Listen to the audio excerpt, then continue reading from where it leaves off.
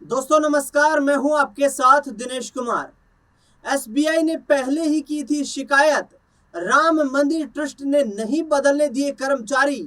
चढ़ावा चोरी मामले में हुआ है बड़ा खुलासा। राम मंदिर चढ़ावा चोरी की जांच अब ऑडिट फेज तक पहुंच चुकी है।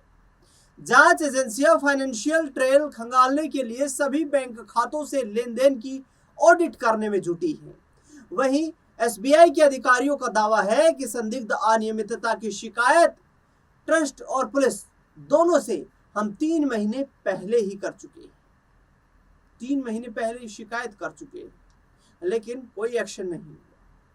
बैंक खातों की जांच तक पहुंचा है मामला।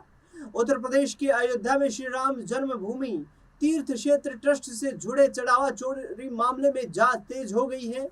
चढ़ावा चोरी केस की जांच अब बैंक खातों तक पहुंच चुकी है। चढ़ावा चोरी की जांच अब ऑडिट के अहम चरण में पहुंच चुकी है, जहां अयोध्या पुलिस ने 7 बैंकों से पिछले 5 वर्ष का रिकॉर्ड तलब किया है।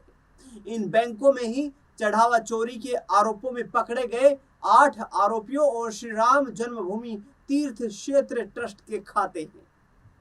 पुलिस सूत्रों के मुताबिक जांच एजेंसियों ने बैंक खातों का स्टेटमेंट, लेन देन का विस्तृत रिकॉर्ड, केवाईसी दस्तावेज मांगे हैं। इसके पीछे फाइनेंशियल ट्रेल का पता लगाने की कोशिश भी वजह बताई जा रही है।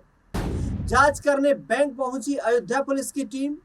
सूत्रों का कहना है कि इसके पीछे मंशा इस बात का पता लगाना है कि राम मंदिर के दान प्रबंधन से जुड़े होने के दौरान इन आरोपियों के खाते से सामान्य असामान्य जमा या निकासी, किसी और खाते में पैसा ट्रांसफर तो नहीं हुआ।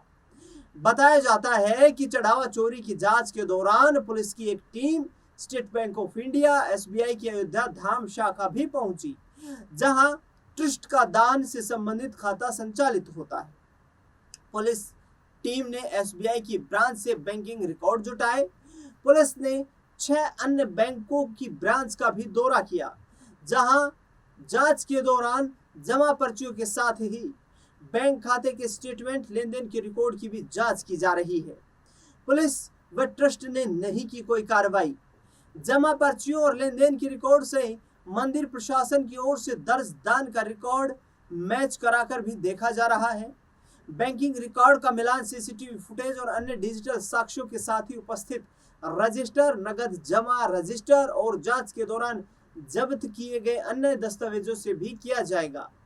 पुलिस ने एसबीआई का नया घाट शाखा के अधिकारियों से भी मैराथन पूछताछ की है। एसबीआई से जुड़े सूत्रों की माने तो संदिग्ध अनियमितता के संबंध में 3 महीने पहले ही पुलिस और ट्रस्ट को इसकी जानकारी दे दी गई थी।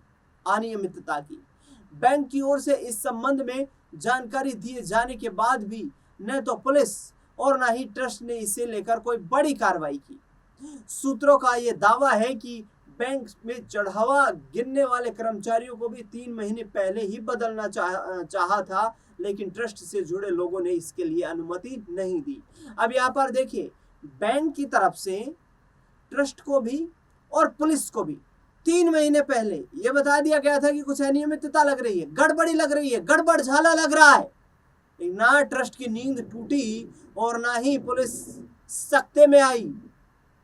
इसके साथ ही जो कैश गिनने वाले कर्मचारी थे, उनको भी 3 महीने पहले ही बैंक बदल देना चाहता था, लेकिन ना ट्रस्ट ने इसकी अनुमति दी और ना ही इससे जुड़े लोगों ने कोई एक्शन लिया।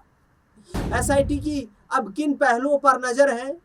राम मंदिर के दान पात्रों से जुड़े कथित चढ़ावा घोटाले की जांच में एसआईटी को ट्रस्ट और एसबीआई के बीच हुए एमओयू के कई प्रावधानों के पालन में खामियों के संकेत मिले हैं। संयुक्त उपस्थिति, ड्रेस कोड, कर्मचारियों के रोटेशन और रिकॉर्ड संरक्षण जैसे नियम जांच के दायरे में हैं। साथ ही गिरफ्तार 8 आरोपियों की संपत्तियों, बैंक खातों और करीब 400 निजी सुरक्षा कर्मियों की भूमिका की भी जांच की जा रही है। राम मंदिर के दान पात्रों से प्राप्त राशि की गणना को पारदर्शी और सुरक्षित बनाने के लिए श्री राम जन्मभूमि तीर्थ क्षेत्र ट्रस्ट और भारतीय स्टेट बैंक एसबीआई के बीच विस्तृत कार्य प्रणाली तय की गई थी। इस व्यवस्था में दोनों पक्षों की जिम्मेदारियां अलग अलग निर्धारित थी ताकि पूरी प्रक्रिया में पारदर्शिता बनी रहे। हालांकि सूत्रों के अनुसार एसआईटी जांच के दौरान ऐसे संकेत मिले हैं कि समझौते यानी कि एमओयू के कई प्रावधानों का नियमित रूप से पालन नहीं हुआ है। एसआईटी को ट्रस्ट और एसबीआई के एमओयू में खामी मिली है। सूत्रों के अनुसार फरवरी 2025 में ट्रस्ट और एसबीआई के बीच हुए एमओयू में दान पात्र खोलने और गिनती कक्ष के संचालन के लिए ट्रस्ट और बैंक के अधिकारियों की संयुक्त उपस्थिति अनिवार्य की गई थी। गणना में लगे कर्मियों के लिए ड्रेस कोड भी तय था, लेकिन इन व्यवस्थाओं का हर स्तर पर प्रभावी अनुपालन नहीं हो सका। समझौते में बैंक अधिकारियों के मासिक रोटेशन का प्रावधान था, जबकि कुछ कर्मचारी लंबे समय तक एक ही व्यवस्था में कार्यरत रहे। गिनती कक्ष में आने जाने वाले कर्मचारियों की नियमित व रैंडम तलाशी, प्रत्येक दान पात्र की राशि का अलग अलग रिकॉर्ड एवं क्रमवार गणना जैसी व्यवस्थाएं भी तय की गई थी। आरोपियों पर भी जांच की आंच है। अब सूत्रों के मुताबिक इन प्रावधानों के अनुपालन की भी जांच की जा रही है। दैनिक रिपोर्ट, जमा पर्चियों और रजिस्ट्रों के सत्यापन से जुड़े रिकॉर्ड की भी जांच एजेंसियों के दायरे में है। जांच कर रही पुलिस अब आरोपियों की आर्थिक गतिविधियों पर फोकस कर रही है। पुलिस ने गिरफ्तार किए सभी 8 आरोपियों से पिछले 3 वर्षों में अर्जित की गई चल और अचल संपत्तियों का रिकॉर्ड मांगा है। पूछताछ के दौरान उनसे यह जानकारी ली जा रही है कि इस अवधि में उन्होंने क्या क्या खरीदा, कितनी जमीन खरीदी, मकान का निर्माण कराया या नहीं कराया, आभूषण और अन्य कीमती सामान खरीदे या नहीं खरीदे। जांच टीम आरोपियों की आय और खर्च का मिलान भी कर रही है। आरोपियों की संपत्ति की भी अब एसआईटी जांच करेगी।